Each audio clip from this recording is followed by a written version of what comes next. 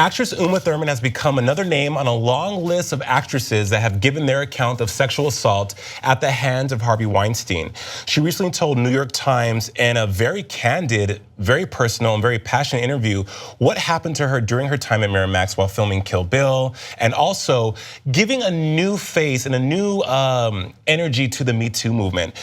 She spoke with the New York Times and said a lot of things that were really troubling for me, and I really want you guys to go and read the article, because from start to finish, because it's definitely amazing in the sense that she's so candid and so revealing. She talks about being assaulted by Harvey Weinstein and also being mistreated on sets with Harvey and Quentin during the filmings of both Kill Bill movies.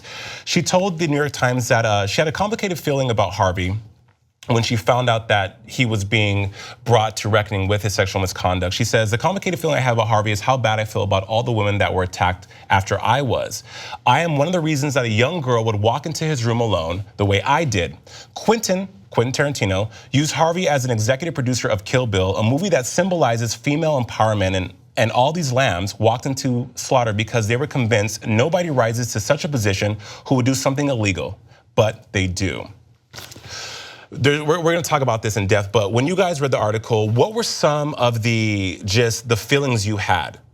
So there was a lot of intrigue about Uma Thurman speaking out because she had that very viral moment on a red carpet when she was asked about her work with Harvey Weinstein, and she said something to the effect of, I'm waiting to feel less angry, and when I feel less angry, I will speak. And then she posted an Instagram thereafter saying something like, you don't even deserve the bullet. And so we knew that she had a story to tell, but she wasn't ready to share it, and she was taking her time to just privately deal with things. And then so for her to come forward, I know it was something that people were really interested to read about, and it was incredibly powerful. And she did have a very unique insider relationship with Harvey Weinstein, Miramax, the Weinstein Company, and Quentin Tarantino.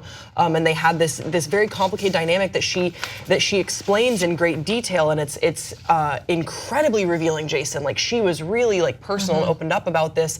What I thought stuck out to me was how when she was asked about that viral moment on the red carpet about why you were what was she gonna say, and she said, honestly, I was angry, but also I didn't think I could speak without crying. Right.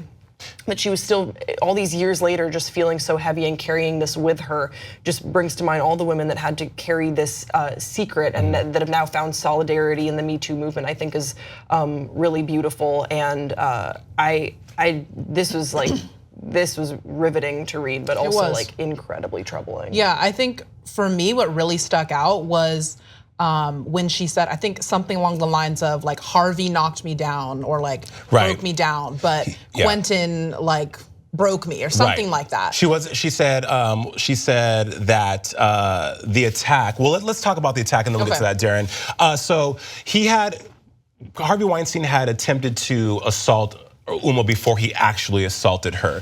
The first attack happened in London, and she says, quote, it was such a bat to the head. He pushed me down. He tried to shove himself on me. He tried to expose himself. He did all kinds of unpleasant things, but he didn't actually put his back into it and force me. You're like an animal wriggling away, like a lizard.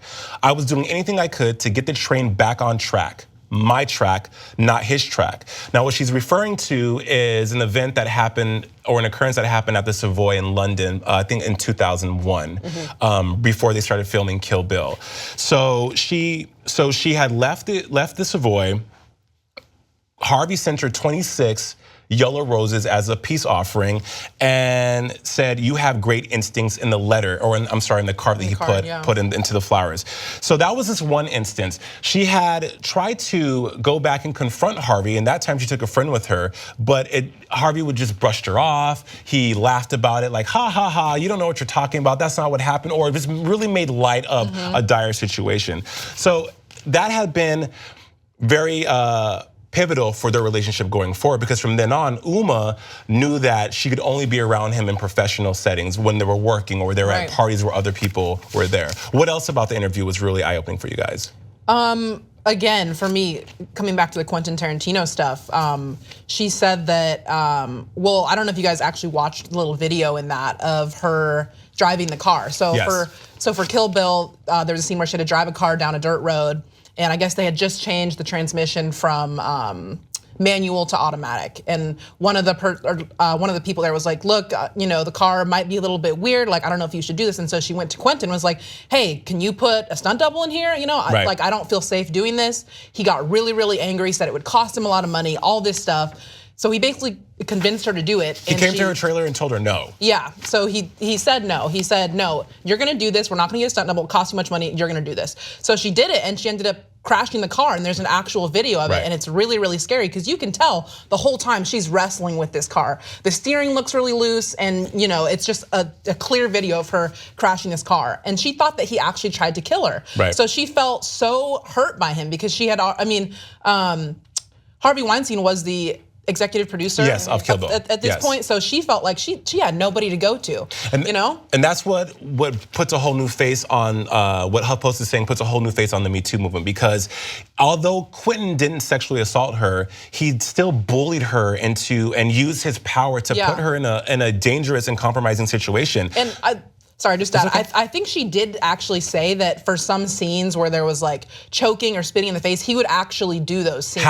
He happily did them. Yeah, he did those scenes. So it made her feel super uncomfortable. And also the fact that he actually came out when all this stuff about, Harvey Weinstein first came out, he said, oh, I knew more, but like didn't do anything, something like that. And the fact that he said that, but also he was actively doing things that maybe on a scale weren't as bad, but still, I guess egregious as hell. Yeah, still just like added to, the fire. Right. Like he was getting in front of it. Right. I remember that statement because I remember when we covered it, and it was kind of refreshing that at least someone was coming forward with this honesty. Right. But also at the same time, it's like you were getting, this was a publicity move. This was you trying to get in front of it because you knew that stuff was going to come out, and obviously it did because Uma has spoken out.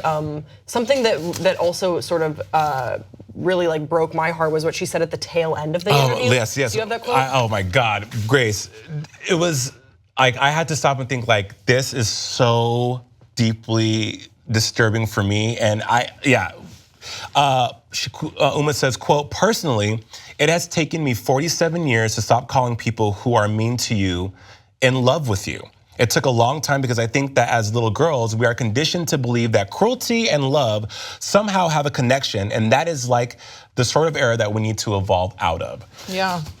She's right though. I mean, just in normal everyday life, how many times have you, I guess in my life, I can't talk for everyone else, but how many times have you accepted really horrible treatment from someone because you were raised to think that's normal? Or because they say, I love you, like something awful happens and you're like, I don't think I should be treated this way. And then they like, but I love you. Right. And the cruelty and love, it's true that I'm wondering how we got so tied up in thinking that they have this warped connection, but if someone is cruel to you, they are not in love with you, they're not acting out of love. And so that's the thing about this Uma interview is that it's at once very insular into like her situation with Harvey and Quentin and what she went through, and then she becomes very transcendent by the end of the interview in saying like, look, this is a problem that a lot of us probably need to confront. Let me talk to you about my experience, but let's all see how we can examine how we are treating people and how people have been treating us and how we maybe have internalized that, and let's move forward and grow from this. So I'm really happy she spoke out. One silver lining out of from the article that I took away was that it took her 15 years to get the footage from Quentin Tarantino, and she was able to recover that, and she is going to